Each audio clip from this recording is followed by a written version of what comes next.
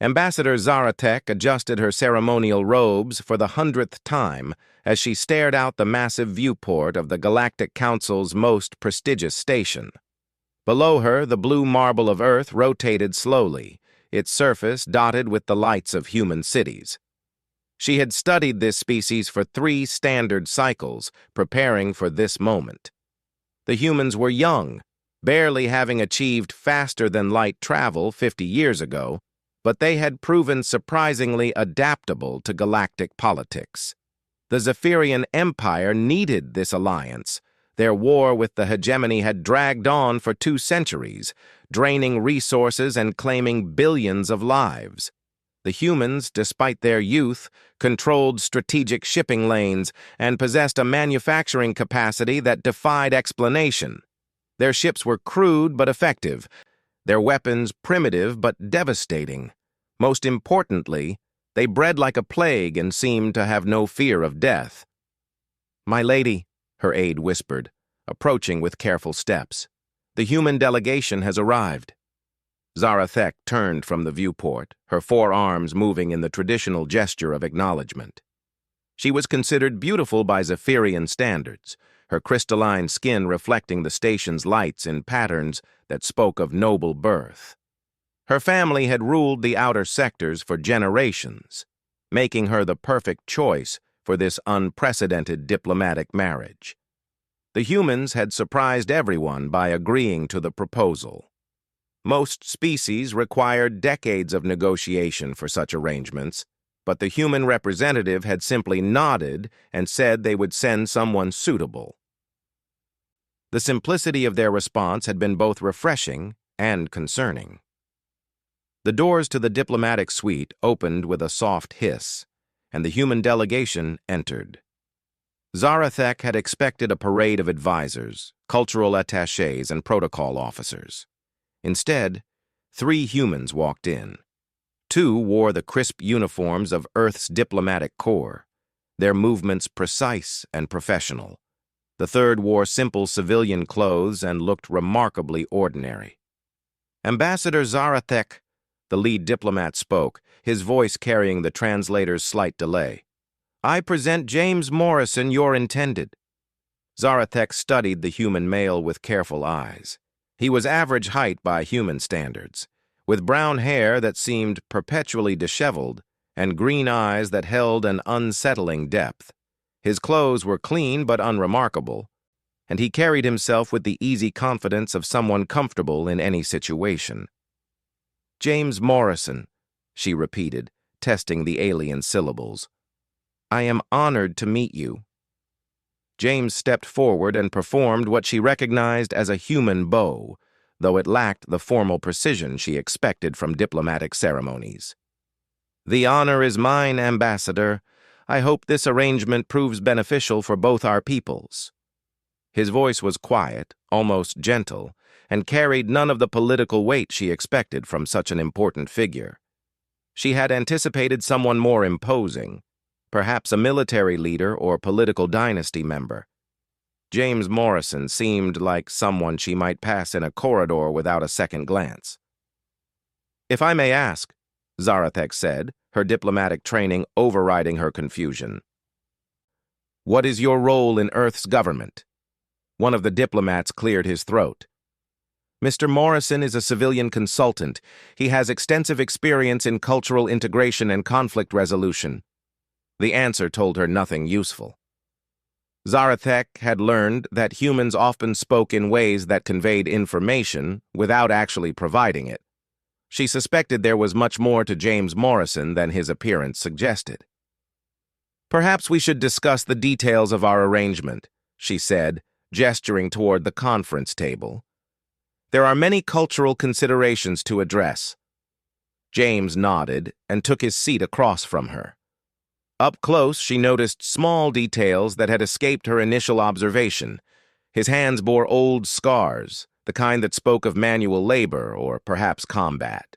His eyes moved constantly, taking in every detail of the room and its occupants. Most tellingly, he sat with his back to the wall, a position that gave him clear sight lines to all exits. The marriage ceremony will follow traditional Zephyrian customs, Zarathek began, activating a holographic display showing various ritual elements. The bond is primarily symbolic, designed to demonstrate the formal alliance between our species. Physical cohabitation is not expected, though some level of personal interaction will be necessary for appearances. James listened without interruption, occasionally nodding to show his understanding. When she finished her explanation, he leaned back in his chair and considered her words. "What happens if this alliance goes badly?" he asked finally. The question surprised her. Most arranged marriages of this type included extensive legal protections and exit strategies. She had expected him to ask about those details, not about failure scenarios. "The marriage bond can be dissolved through mutual agreement," she replied carefully. "However, such action would effectively end the diplomatic relationship between our peoples." "And if one party dies?" The human diplomats shifted uncomfortably at the question, but James's expression remained neutral. Zarathek felt a chill run through her crystalline skin. Most species approach diplomatic marriages as business arrangements with minimal personal risk. James was asking about death as if it were a reasonable possibility. "The alliance would continue," she said slowly.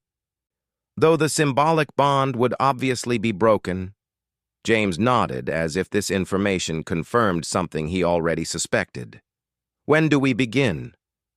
The next few hours passed in a blur of ceremonial preparations and cultural briefings.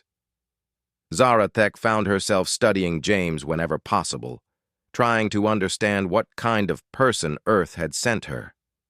He absorbed information quickly, asked practical questions, and seemed completely unfazed by the alien customs he was expected to learn. During a break in the proceedings, she found him standing before the viewport, watching Earth turn below them. The human diplomats were elsewhere, handling last-minute arrangements, leaving them alone for the first time. "Are you nervous?" she asked, joining him at the massive window. James turned to her with a slight smile. "Should I be?" "Most beings find their first diplomatic marriage somewhat overwhelming," she admitted. "You seem remarkably calm." "I've done stranger things," he said simply. She wanted to ask what those things were, but something in his tone suggested the conversation would lead to places she might not want to explore. Instead, she watched the play of reflected light across his features and wondered what Earth had really sent her. "Can I ask you something?" James said after a long silence. "Of course." "What do you expect from this arrangement? Really, I mean, not the diplomatic answers." Zarathek considered the question carefully. It was direct in a way that most galactic politics avoided, but she found herself appreciating his honesty. "I expect it to save my people," she said finally. "The hegemony has been pushing into our territory for 2 centuries. Without Earth's industrial support and strategic position, we will eventually be overrun." James nodded slowly. "And personally?" "Personally, I expect to do my duty and hope it doesn't destroy me in the process." He turned from the viewport to look at her directly. "What if I told you that this marriage might involve more than either of us expects?" "What do you mean?" Before James could answer, the human diplomats returned, their expressions urgent. The lead diplomat approached quickly, his movements sharp with barely controlled tension.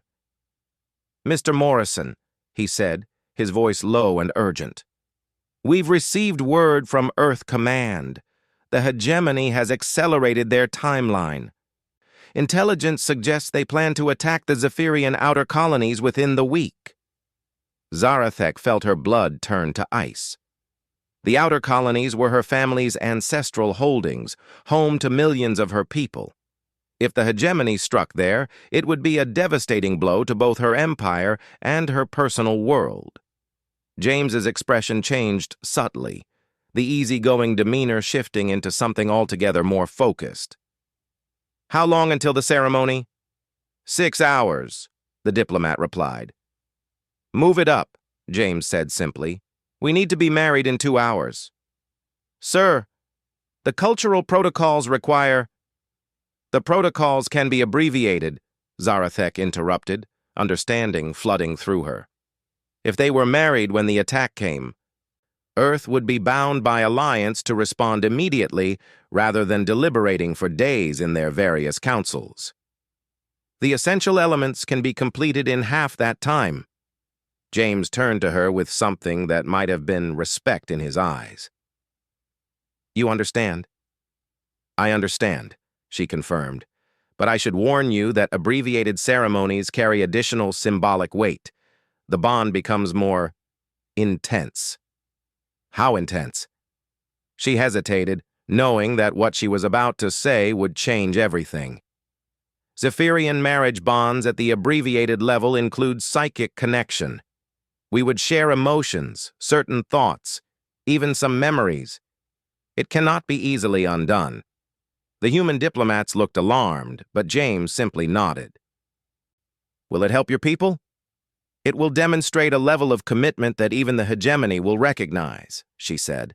"But the personal cost—" "The personal cost is secondary," James interrupted. "Can you handle it?" Looking into his eyes, Zarathek saw something that made her previous assessments of him seem foolishly superficial. Whatever else James Morrison might be, he was someone who understood sacrifice and had made his peace with it long ago. "Yes," she said simply. "I can handle it." "Then let's save your people." As they moved toward the ceremonial chambers, Zarathek couldn't shake the feeling that she was about to discover something important about the human she was marrying, something that would explain why Earth had sent this particular man for this particular mission. Something that would change everything she thought she knew about humanity itself. The ceremony preparations began immediately, with both Zephyrian and human cultural attachés working frantically to adapt the traditional rituals to their compressed time frame. Zarathek found herself swept into a whirlwind of final preparations, her mind racing with implications she hadn't fully considered. The psychic bond component of Zephyrian marriage was rarely used in diplomatic arrangements, precisely because of its intensity and permanence. When she had agreed to the abbreviated ceremony, she had been thinking tactically, focused on the immediate need to secure Earth's alliance. Only now was she beginning to understand what she had committed herself to. She would know James Morrison's mind intimately, share his emotional responses, even access some of his memories. More concerning, he would have the same access to hers. For a member of the royal family, such vulnerability was unprecedented and potentially catastrophic. But as she stood before the ceremonial altar, watching James take his position across from her, Zarathek realized she had made her choice. Her people needed this alliance, and if the price was her personal privacy and emotional independence, so be it. The ceremony began with traditional invocations, spoken in the ancient Zephyrian tongue that even the universal translators struggled with. James stood perfectly still throughout, his expression calm despite the alien words and incomprehensible rituals surrounding him.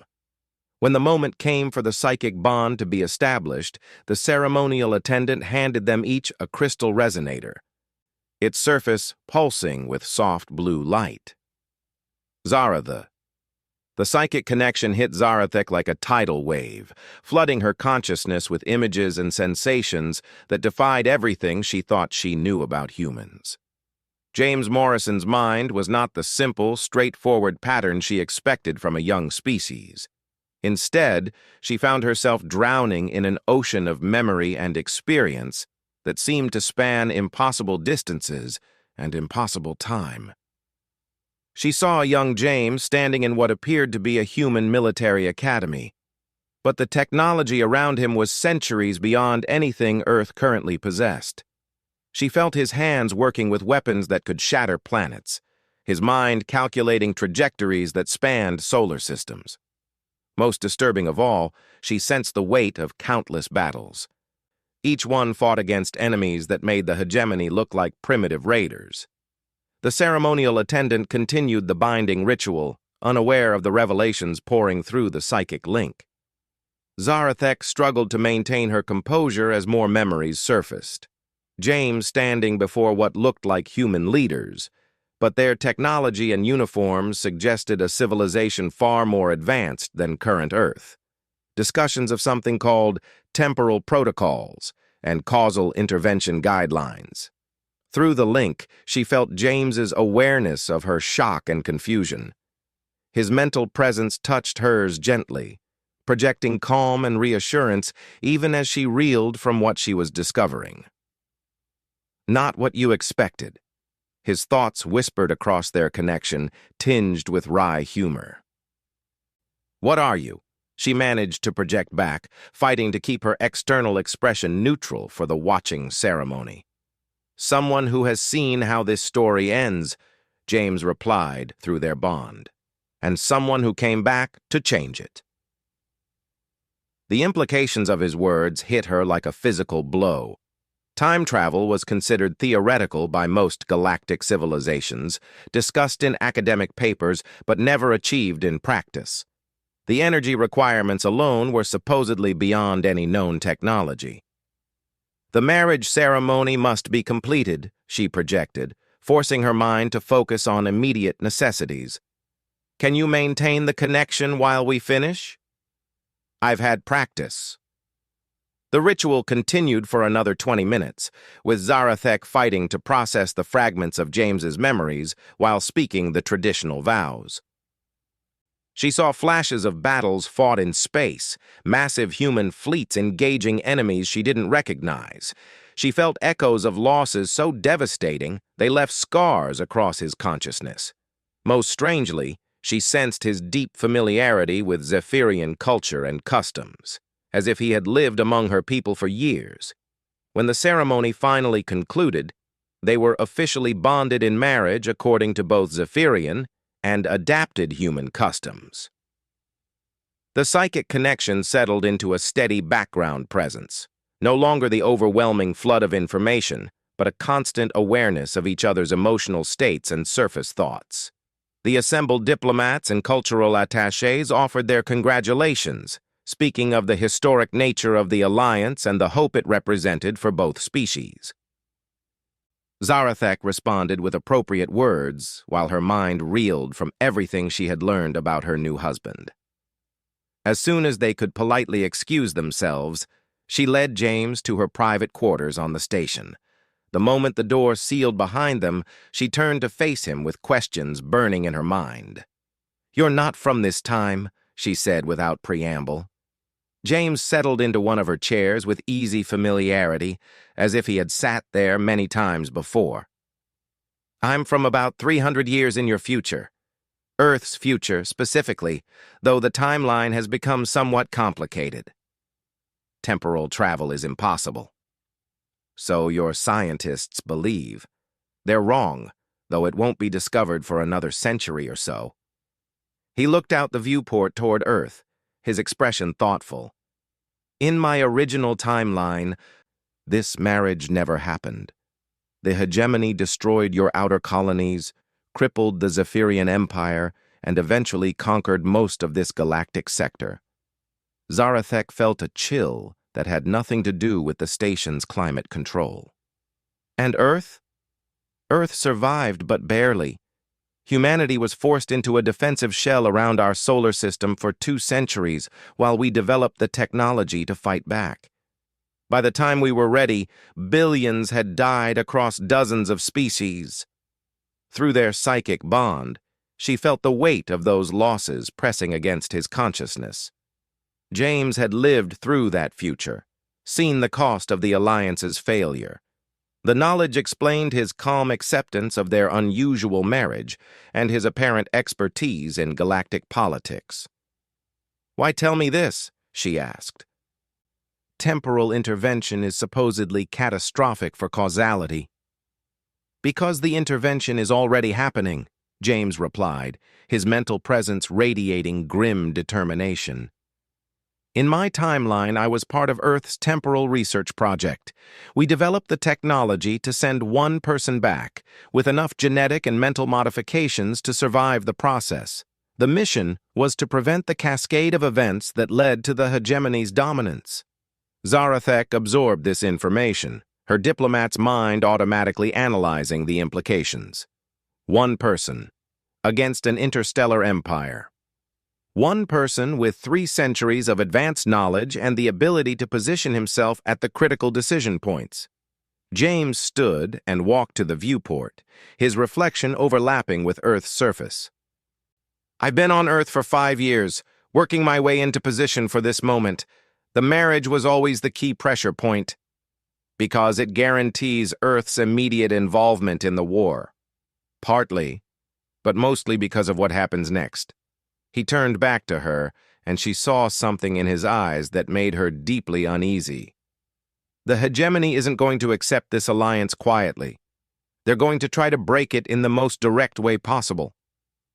Through their psychic connection, Zarathek felt his certainty about future events, along with something else that took her a moment to identify. It was rage, carefully controlled, but utterly implacable. The kind of anger that came from watching loved ones die while being powerless to prevent it. They're going to target me specifically, she realized. Tomorrow, while you're traveling to the outer colonies to coordinate the defense, the hegemony has developed a new weapon, something they've kept completely secret.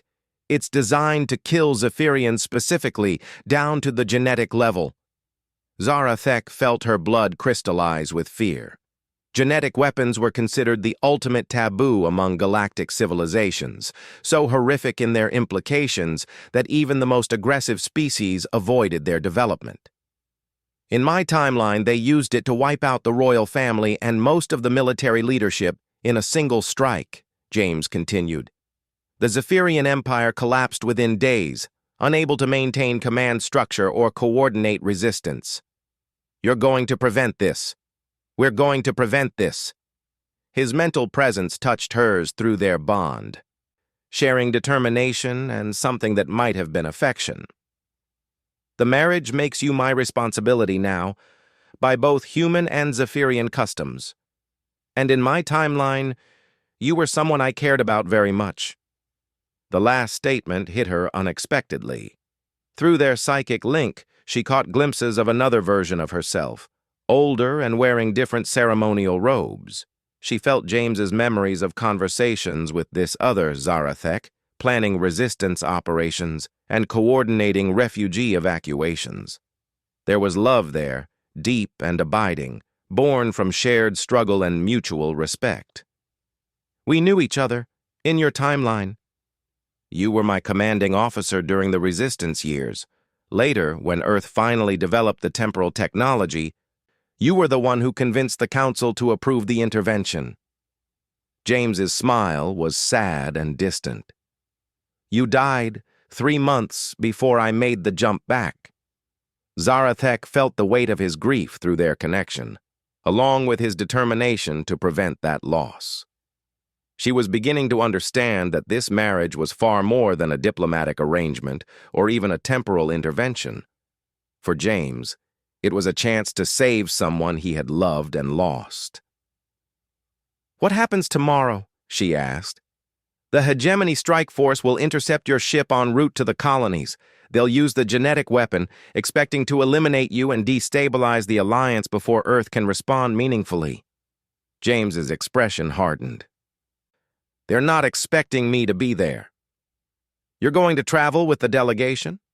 I'm going to travel with my wife, he corrected. Human marriage customs include spousal protection obligations. It would be strange if I didn't accompany you to such an important event. Through their bond, Zarathek felt the edges of his planning, the tactical preparations he had been making for months. James Morrison might appear to be a simple cultural consultant, but his mind worked like a military strategist with centuries of combat experience. "What aren't you telling me?" she asked, sensing deeper layers to his thoughts. James was quiet for a long moment, his mental presence pulling back from their connection. When he spoke again, his voice carried a weight that made her crystalline skin crawl. The genetic modification I underwent to survive temporal travel didn't just change my physical structure, it enhanced other things as well. Reflexes, processing speed, strength, healing rate. He met her eyes directly, and it activated certain capabilities that humans don't normally express. What kind of capabilities?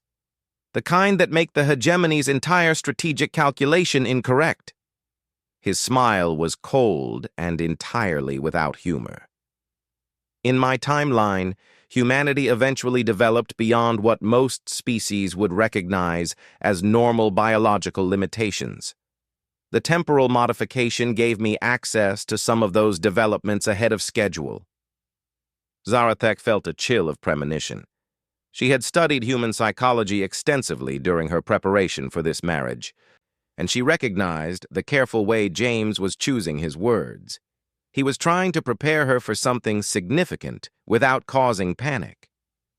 "James," she said carefully, "what exactly are you?" Before he could answer, their private communicator chimed with an urgent message. Zarathek activated the display, and her aide's face appeared, crystalline features tight with stress. "My lady," the aide said without preamble, "we've received intelligence that the hegemony fleet has been spotted in the outer system. They're moving faster than expected. The attack on the colonies will begin within hours, not days." Zarathek felt her heart sink. If the hegemony was moving ahead of schedule, it meant their intelligence was better than anyone had suspected. They might already know about the marriage and be trying to prevent Earth's response. "Prepare my ship for immediate departure," she ordered. "I need to reach the colonies before the attack begins." "My lady, the journey takes 6 hours even at maximum acceleration. If they're already in the outer system, then we'll have to hope 6 hours is enough." She closed the communication and turned to James. "I have to go." "We have to go," James corrected. "I told you, you're my responsibility now." "This could be a trap specifically designed to kill me. I won't ask you to walk into that kind of danger." James's expression shifted, and for a moment, the journey to the outer colonies took exactly 5 hours and 43 minutes, during which Zarathek watched her new husband transform from a mild-mannered diplomatic consultant into something that defied every assumption about human capabilities. James spent the first hour in what appeared to be meditation, his mind partially withdrawn from their psychic bond, while his body underwent subtle but unmistakable changes. His muscle density increased visibly, his reflexes sharpened to superhuman levels, and his eyes began to show flecks of gold that definitely hadn't been there during their wedding ceremony. Most disturbing of all, Zarathek could sense through their connection that he was accessing memories and knowledge that seemed to come from outside his own experience. "The genetic modifications include collective human consciousness integration," James explained when she finally asked. "In my timeline, humanity developed a form of species-wide information sharing. The temporal process gave me access to that network across time." "You're connected to every human who will ever live?" "Not exactly, but close enough for practical purposes. I can access the memories and knowledge of humans from my original timeline, including military tactics, technological specifications, and combat techniques that won't be developed for centuries." Zarathek watched him work through what looked like martial arts forms, his movements flowing with inhuman precision and grace. Through their bond, she felt echoes of battles fought with techniques that transcended anything she had ever seen, even from species renowned for their warrior traditions.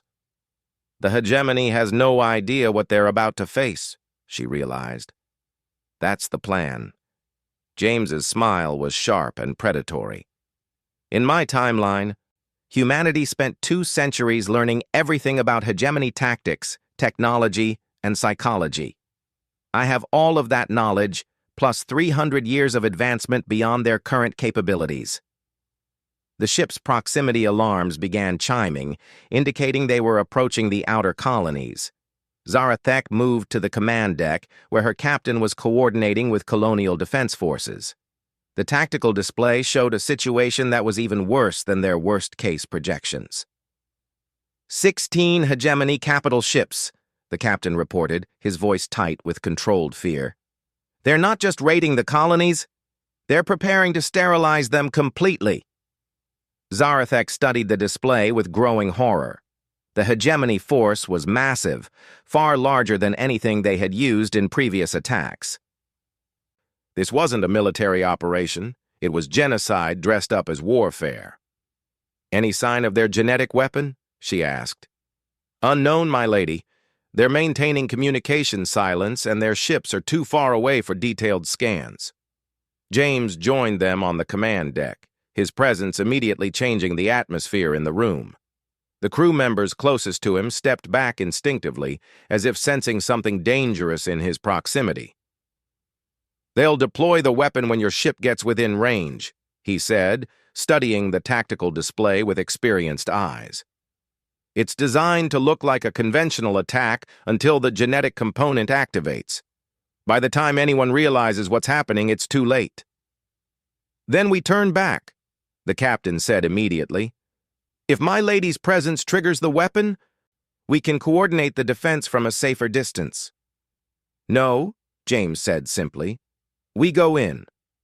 Sir, with respect, you're not military personnel. The decision to risk my lady's life... James turned to look at the captain, and Zarathek felt the temperature in the room seemed to drop several degrees.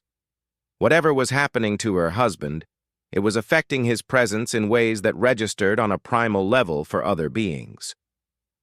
Captain, James said quietly, in approximately 6 minutes, the hegemony is going to realize that I'm on this ship. When that happens, they're going to deploy every weapon they have to kill me before I can reach them. Your tactical situation is about to become very complicated. Why would they specifically target you? Zarathek asked, though she suspected she already knew the answer.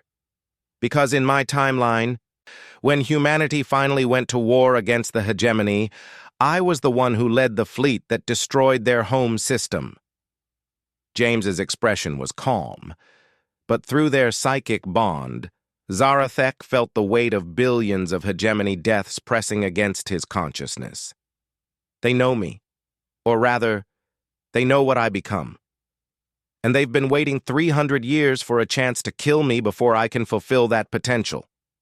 The communication console erupted in urgent chatter as the colonial defense forces detected something new on their sensors. The captain rushed to analyze the incoming data, his expression growing more grim by the second. My lady, he said finally, the hegemony fleet is... They're changing formation. It looks like they're preparing for something specific. James nodded grimly. They've detected my genetic signature. The temporal modifications make me unique enough for their sensors to identify across interstellar distances. He moved to the ship's tactical station and began entering commands with inhuman speed. Captain, I need you to trust me for the next few minutes. Can you do that? The captain looked to Zarathek, who nodded despite her own growing apprehension.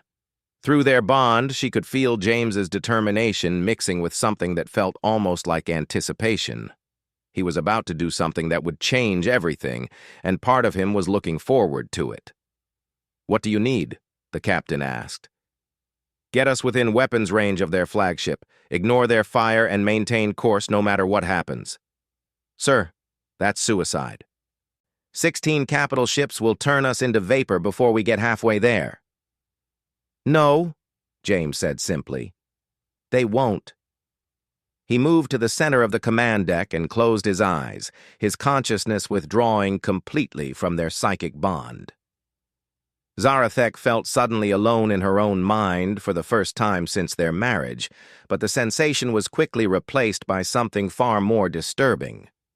Power began to radiate from James's location, a sensation that registered on every instrument in the ship and made the air itself seem to thicken. The lights dimmed momentarily as something drew massive amounts of energy from the ship's systems. "What's happening?"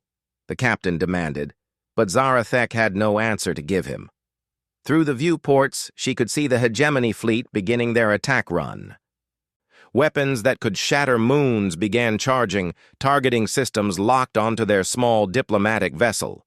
In moments, they would be caught in a crossfire that no ship could survive. James opened his eyes, and they blazed with golden light that definitely wasn't human in origin. "All ships," he said, in a voice that somehow carried across open space to reach every vessel in the system. "This is Admiral James Morrison of the Terran Temporal Fleet. You are guilty of attempted genocide against a species under human protection. Surrender now or face the consequences." The hegemony response came in the form of a coordinated barrage from all 16 capital ships, weapons powerful enough to destroy a small moon focused on their single vessel. Zarathek braced for death, knowing that no shield system could withstand that level of concentrated firepower. The energy beams struck something approximately 50 meters from their ship and simply stopped, dispersing harmlessly against what looked like empty space.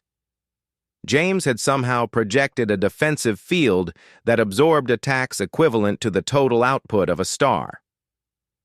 "Impressive," James said conversationally. "In my timeline, it took us 50 years to develop weapons that powerful. You've been busy." He raised his hand toward the hegemony fleet, and Zarathek felt power building around him that dwarfed anything she had ever sensed from any being.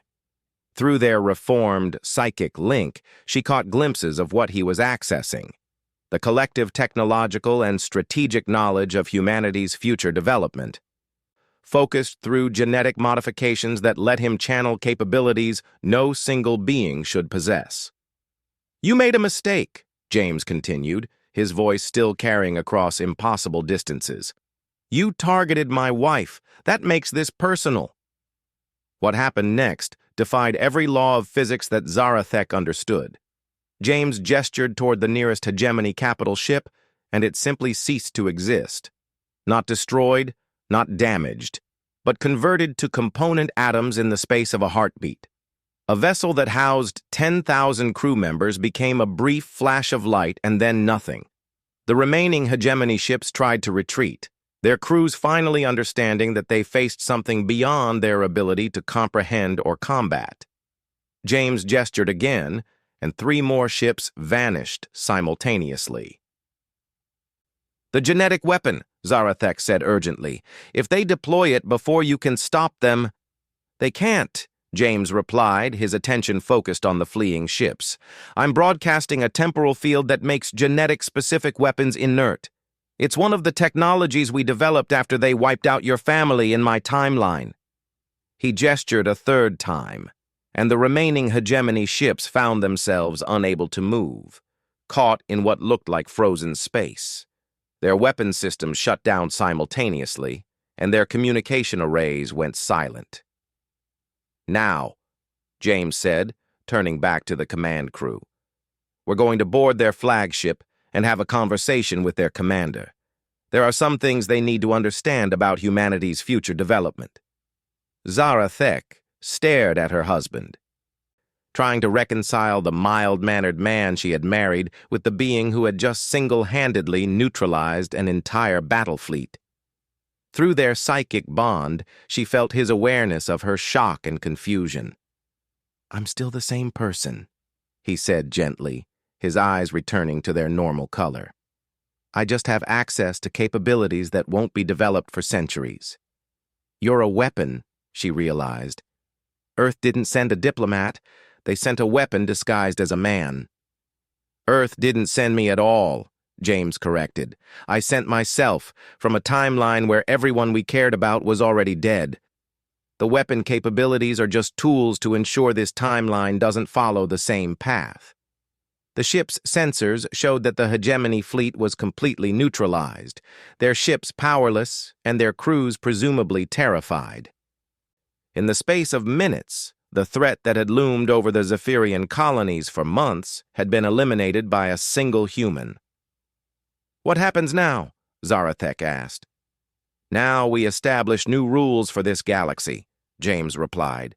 "The hegemony needs to understand that humanity is no longer the junior partner in galactic politics, and every other species needs to understand that genetic weapons, planetary genocide, and targeting civilian populations are no longer acceptable tactics." Through their psychic bond, Zarathek felt the weight of his determination and the scope of his plans.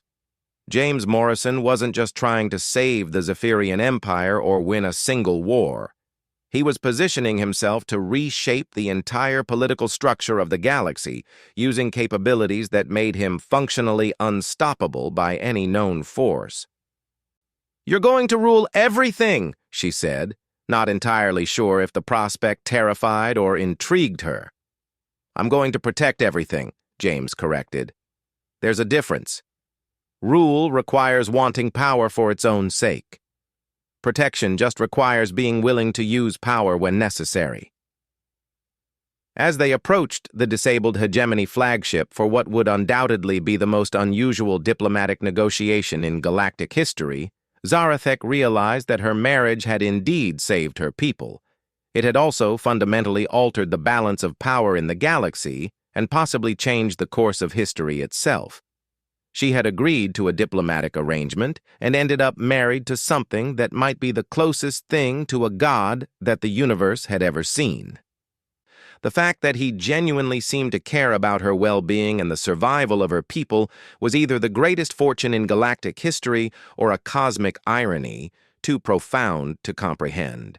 Either way, the war was over, and the galaxy would never be the same again. James squeezed her hand gently as they prepared to board the enemy flagship, his touch warm and reassuringly human despite everything she had just witnessed. "Ready to meet our new neighbors?" he asked with a slight smile.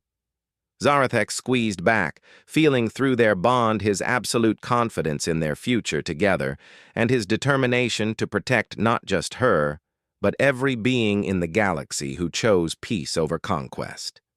"Ready," she said, and meant it. The universe had just learned that humanity was far more than anyone had suspected, and the lesson had been delivered by the most unlikely teacher imaginable. A mild-mannered man who happened to be married to a Zephyrian princess and possessed the power to reshape reality itself. It was, she reflected, probably the most successful diplomatic marriage in galactic history. Zarathek caught a glimpse of something vast and dangerous moving behind his eyes. "You're not asking. I'm telling you that nothing in this galaxy is going to harm my wife while I'm alive to prevent it." Through their psychic bond, she felt the absolute certainty of his statement, along with something else that made her question everything she thought she knew about human limitations.